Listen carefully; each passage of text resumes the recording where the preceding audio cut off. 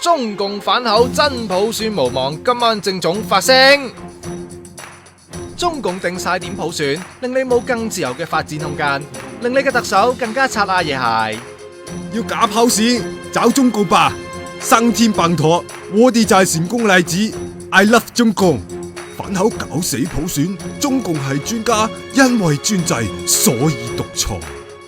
冇錯啦，大家唔好再存有希望啦。人大今日會公布為普選落閘，消息更加話中共會反口，連07年人大決定俾提委會參照選委會組成方式都要變成按照啊，即係提委會4大界別冇得改，連分組甚至擴大選民基礎都拜拜，即係連傾都冇得傾。阿唐哥講得仲白，話有得變啊都呃你啦。有政界中人話，如果係堅嘅，意味北京推翻以往對港政策，特府再做諮詢都冇意義啦。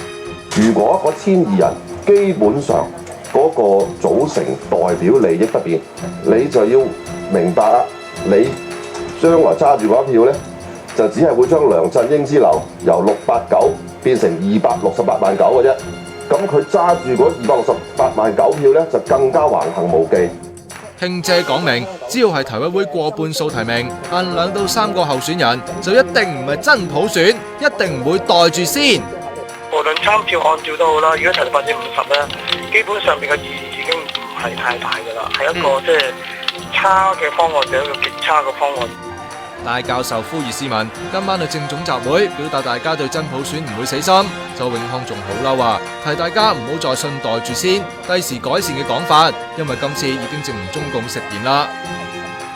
而肥佬尋晚喺港台節目星期六主場都話唔會接受袋住先，一定會參與佔中同強大中共抗爭。雖然明知會輸啊，但係良知會得勝。